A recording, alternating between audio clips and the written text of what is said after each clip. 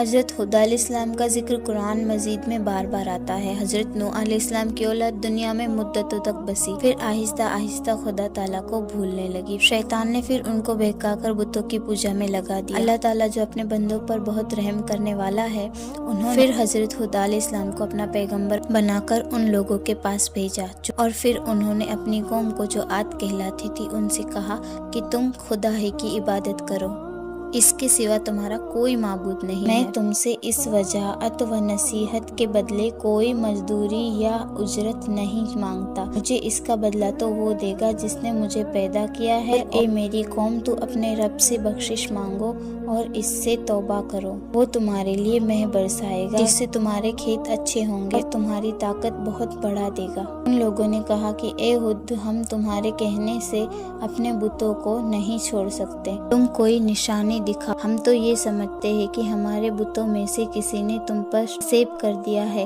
اور تم دیوانے ہو گئے ہو۔ حضرت ہود علیہ السلام نے کہا کہ تم سب مل کر میرے لیے جو تدبیر کرنی چاہو کر لو اور مجھے مہلت بھی نہ دو، میں خدا پر بھروسہ رکھتا ہوں جو میرا اور تمہارا پروردگار ہے۔ میرے ہاتھ جو اللہ تعالیٰ نے تمہیں پیغام بھیجا تھا وہ میں نے تمہیں پہنچا دیا، اگر تم میرا کہنا نہ مانو گے تو اللہ تعالیٰ تمہاری جگہ اور لوگوں کو بسا دے گا اور تم خدا بندہ تعالیٰ کا کچھ نقصان نہیں کر سکتے۔ اس پر کی قوم نے کہا کہ تم روز ہمیں خدا کے عذاب سے ڈراتے رہتے ہو، اور تم جاؤ اپنے خدا کو کہہ دو کہ ہم پر عذاب نازل کر دے اور اس پر ہرگز دیر نہ کرے۔ حضرت ہود علیہ السلام پر جو ایمان لائے تھے وہ غریب اور کمزور تھے، جو کافر تھے وہ مالدار اور سردار تھے۔ ان سب نے حضرت ہود علیہ السلام کا مذاق اڑایا۔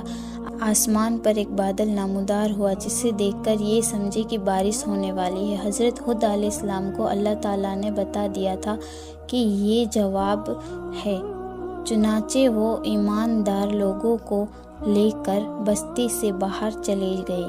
اس بادل کے بعد آندھی آئی جو 8 دن اور 7 رات تک جو متواتر چلتی رہی، یہاں تک کہ ہر کافر مر گئے اور نیست و نابود ہو گئے، صرف اللہ تعالیٰ پر ایمان لانے والے ہی باقی بچ گئے، اور پھر اللہ تعالیٰ کی زمین کافروں سے خالی ہو گئی۔